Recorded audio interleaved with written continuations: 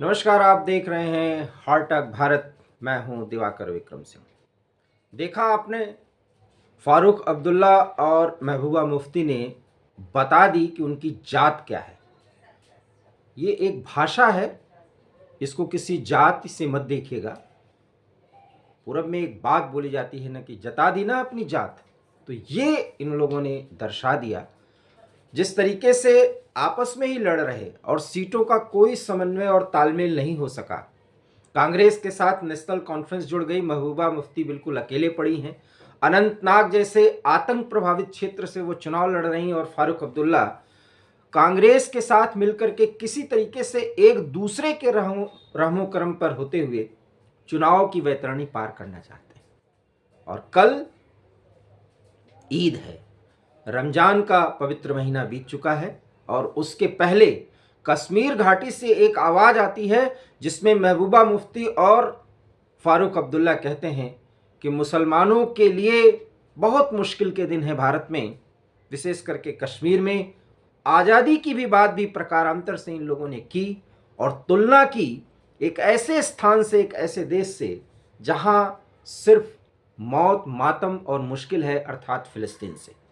भारत के मुसलमानों की तुलना फिलिस्तीन से कहकर और करके आखिर में महबूबा मुफ्ती और फारूक क्या जताना चाहते हैं, ये आपको समझना होगा। सवाल तो यह है कि इंडी अलायंस के एक प्रमुख धड़े के रूप में और प्रमुख नेता के रूप में जब भी इंडी अलायंस के एकता की, जो कि एकता कभी रही नहीं, उस इंडी अलायंस की ताकत की जो ताकत कभी रही नहीं, उसके सबसे मुखर आवाज के रूप में महबूबा मुफ्ती और फारूक अब्दुल्ला आया करते थे। लेकिन अब यही दोनों इस देश में मुसलमानों की स्थिति की तुलना फिलिस्तीन के मुसलमानों से कर रहे हैं। मतलब और मायने समझिए। हम बहुत पहले ये कहते आ रहे हैं कि अब हम आप चर्चा इस बात पर कर रहे हैं कि भारतीय जनता पार्टी कितना सीट पाएगी या एनडीए कितना सीट पाएगी। हम ये चर्चा करते हैं कि इंडिया अलायंस के धड़े कांग्रेस सहित कितने सीट पाएंगे और क्या मोदी तीसरी बार प्रधानमंत्री बनेंगे। इन चर्चाओं में एक एक सीटों पर हम बातचीत करके लोगों को बहला फुसला रहे हैं, लोगों को एक तरह से एंटरटेन कर रहे हैं, उनको चुनावी मसाला दे रहे हैं। लेकिन मैं उससे आगे की बात करता हूं और वो ये है कि 4 जून के रिजल्ट आने के बाद ये तीनों बातें जो मैंने की, क्योंकि रिजल्ट डिक्लेयर्ड है, यहां पर जो नैरेटिव और परसेप्शन और जिस कंसेप्ट को बनाया जा रहा है और जिस पर एक नैरेटिव गढ़ा जा रहा है कि इस देश में लोकतंत्र खतरे का नारा कांग्रेस दे रही है और मुसलमान मुश्किल में हैं, ओवैसी से लेकर के कश्मीर के ये प्रमुख नेता जो लगभग कश्मीर के विकास के कारण और कश्मीरियों के हिंदुस्तान के साथ जुड़ने के कारण इनकी राजनीति अब गुपकार गैंग जिसे कहते हैं, गुपकार गैंग इसलिए कहा जाता है कि कश्मीर में गुपकार एक स्थान है, यहाँ पर इन सब के अपने अपने रिहायशी इलाके हैं, क्षेत्र हैं जहाँ ये रहते हैं। महबूबा हो गई, फारूक अब्दुल्ला हो गए, उमर अब्दुल्ला हो गए, इन जैसे तमाम नेता ये एक क्षेत्र विशेष में सिमटने को मजबूर हैं। हम ये नहीं कहते कि इनकी स्थिति पूरी तरह से खत्म हो गई, लेकिन लगभग ये हाशिए पर चले गए और अपने आप को फिर से लाइमलाइट में लाने के लिए, हालांकि नेशनल कॉन्फ्रेंस और पीडीपी एक दूसरे के घोर विरोधी बन गए हैं, लेकिन इंडिया अलायंस के गठबंधन होने के साथ और भारतीय जनता पार्टी एनडीए को चुनौती देनी है, इसलिए मजबूरन ये एकता दिखाते हैं।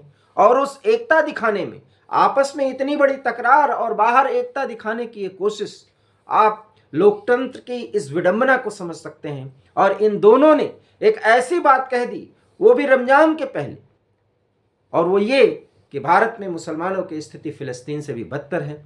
हमें कोई आश्चर्य नहीं हुआ, हमें यह पता है कि इनको इस तरह का बयान देना है, क्योंकि कांग्रेस के पूर्व अध्यक्ष और वर्तमान में वरिष्ठ नेता जो इस समय केरल के वायनाड से अपना चुनावी भविष्य तय करने में लगे हैं, जहां उनकी सीट फंसी हुई लग रही है। हालांकि तमाम विश्लेषणों के बावजूद मैं मानता हूं कि राहुल गांधी वो सीट जीत जाएंगे, मार्जिन बहुत कम होगा, क्योंकि वहां पर भी इंडिया अलायंस के प्रमुख धड़े सीपीआई ने और वहां के मुख्यमंत्री ने जिस तरीके से कांग्रेस पर एक के बाद एक हमला किया है, आप इंडिया अलायंस के अंदरूनी लड़ाई के मतलब और मायने समझ सकते हैं।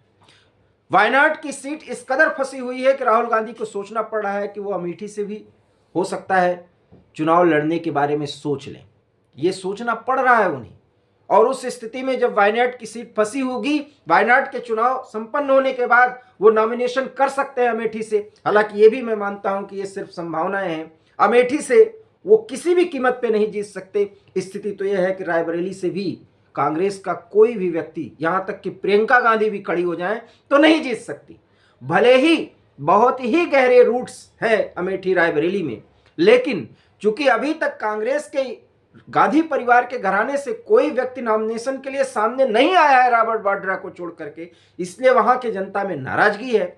और भारतीय जनता पार्टी भी अभी अपनी सीट डिक्लेयर नहीं की है रायबरेली में, लेकिन पब्लिक में परसेप्शन यह है कि अगर गांधी परिवार का कोई भी सदस्य आएगा तभी भारतीय जनता पार्टी सीटें अपने कैंडिडेट को उतारेगी और ये चुनाव जीतेगी। और ये परसेप्शन वहां के लोगों को भारतीय जनता पार्टी के साथ जोड़ रहा है लगातार, जैसे जैसे दिन बीत रहे हैं।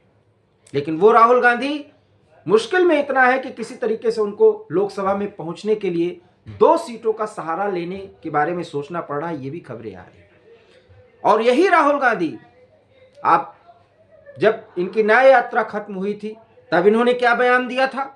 उसके बाद रामलीला ग्राउंड जो दिखावे के लिए अरविंद केजरीवाल के बचाव के लिए जो रैली की, उसका भी हश्र आप लोग देख रहे होंगे कि हाईकोर्ट में कितनी बड़ी लताड़ अरविंद केजरीवाल को लगाई जा चुकी है। मंगलवार के दिन हमने तो कहा कि अरविंद केजरीवाल अब छूट ही नहीं सकते, और आप देख रहे होंगे कि अरविंद केजरीवाल जिस तरह से फंसते जा रहे हैं, उनकी स्थिति क्या है।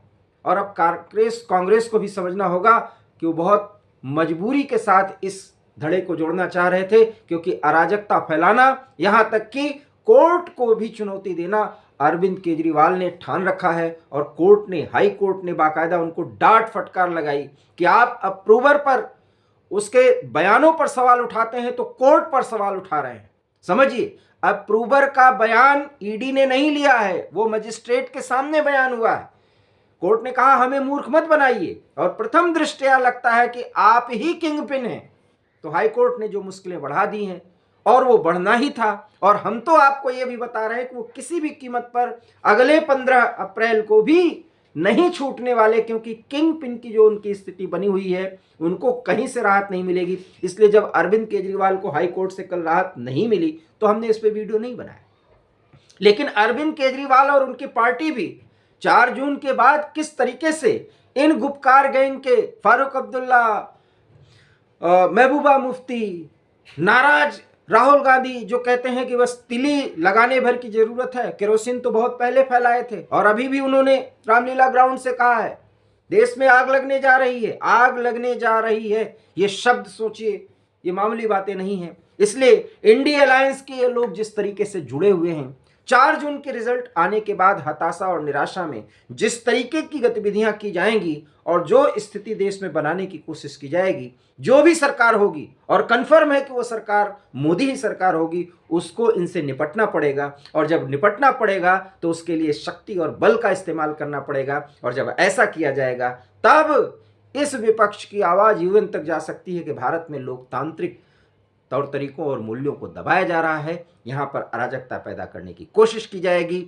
दंगा भड़काने की कोशिश की जाएगी। इसलिए मैं बार बार कहता हूं कि लोग अब ये सोच रहे हैं या इस बात की चर्चा कर रहे हैं कि आखिर में आगे होगा क्या, जबकि मैं ये मानता हूं कि आगे जो भी होगा वो मुश्किलों भरा होगा। और उसके लिए जनता अगर अभी से चेत जाए, ताकि इन नेताओं पर जो लोकतंत्र के नाम पर बड़ा नाटक कर रहे हैं, इनको सुधरने और चेतने का मौका मिल जाए। अन्यथा एक बार ये देश को अराजकता के आगोश में ढकेलने का भरपूर प्रयास करेंगे, क्योंकि कश्मीर घाटी से इन फूके हुए नेताओं की आवाज़, फूके कारतूस जैसे नेताओं की जो आवाज़ आ रही है, जहां से ये कहा जा रहा है कि इस देश में मुसलमान फिलिस्तीनियों की तरह रहने को मजबूर है, आज़ादी की बात होने लगी है। और ये लोकतांत्रिक देश के एक बड़े नेता के रूप में अपने आप को प्रस्तुत करते हैं। राहुल गांधी की आवाज़ आप सुन ही रहे हैं। और राजधानी दिल्ली में अरविंद केजरीवाल और उनकी गैंग क्या क्या खेल कर रही है, ये आप देख ही रहे हैं। हालांकि जब मैं आपसे बात कर रहा हूं तो उनके एक मंत्री ने इस्तीफा दे दिया है। पार्टी में अंदरूनी मुश्किलें हैं, लेकिन इन मुश्किलों को पार कैसे पाया जाएगा, अरविंद केजरीवाल जेल जाने से पहले अपनी रचना बना चुके हैं और उसी के इर्द गिर्द पूरे आपका ये सारा खेल हो रहा है। और जब तक ये चलता रहेगा तब तक ये भी खेल देखना आपको कहीं परेशान भी कर सकता है, दिलचस्प भी लग सकता है, और आपको केजरीवाल जैसे दिखावे के नाटक करने वालों पर नाराजगी भी हो सकती है। कभी कभी आपको केंद्र सरकार की तदर्थवाद और देखो और एक्शन करो की नीति पर भी नाराजगी हो सकती है। सूरत हाल देश का ये है जिसमें विपक्ष अब लोकतंत्र की आड़ में कोई ऐसा आग सुलगाने की कोशिश कर रहा है जो अगर सुलग गया तो धधकने में देर नहीं लगेगी। आपको हमारा ये वीडियो कैसा लगा, प्लीज़ इस पे अपना कमेंट दीजिए, इसे लाइक करिए, शेयर करिए, हमारे चैनल हार्ट टॉक भारत को प्लीज़ सब्सक्राइब करिए। बहुत बहुत धन्यवाद। नमस्कार।